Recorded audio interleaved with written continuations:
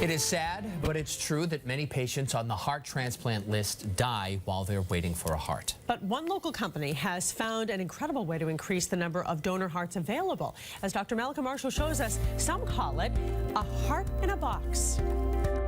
Any exercise in any way just puts me over the edge and sends my heart rate through the roof.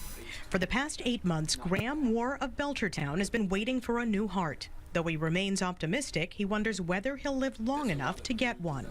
When you know you're going to be given a second chance, then the wait begins and you begin to wonder, will I last to my second chance? Graham is one of 4,000 Americans on the heart transplant list, but only about 60% will receive one. Many donor hearts are rejected either because they're more than 4 hours away from the recipient or they wouldn't survive traditional transport on ice. Once a donor heart is outside the body where it's not being perfused and not getting oxygen and nutrients, that after approximately 4 hours, it does not do well. Transmedics, a medical device company here in Andover, Massachusetts, has developed technology that could make many more hearts available for patients waiting on the transplant list.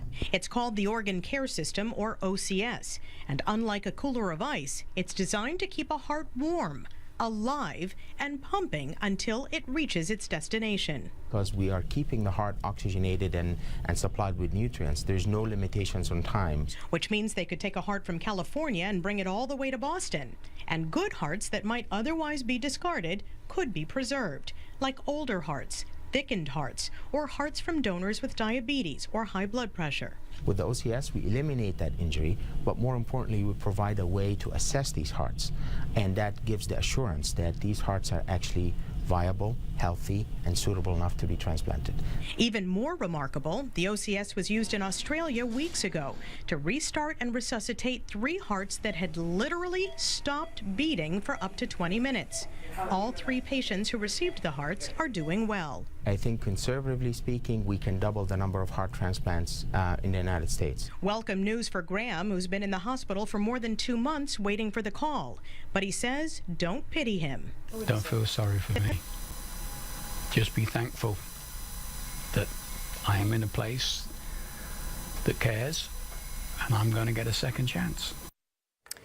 And I am happy to report that Mr. War got his second chance. We interviewed him a number of weeks ago, and I heard that he just got a new heart on Friday at Mass General with Dr. Garcia, who was featured in the piece, and he is reportedly doing well. So, Mr. War, if you're out there and you're listening to this, which I hope you are, we wish you all the best, and thank you for inviting us into your life. Absolutely. Congratulations to him.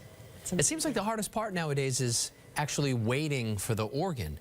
It seems like the surgery, which is still very difficult, has almost become the common part of it. Exactly. It's actually trying to get the organs. Yeah, you know, sure. They're hard to come by. But with this technology, so many more hearts are going to be available and other organs that they're working on, so not just hearts. It makes so much sense when you look at that box. You think, of course, you know, if they can keep the heart alive during the transportation, it's amazing it's taken this long for someone to develop that. Great story. But I've been a doctor for a long time, and still seeing that a heart pumping outside of a human body is remarkable. It's amazing. Yeah. Mallika, thank you so much. Thanks, You're Doctor. welcome. Great story.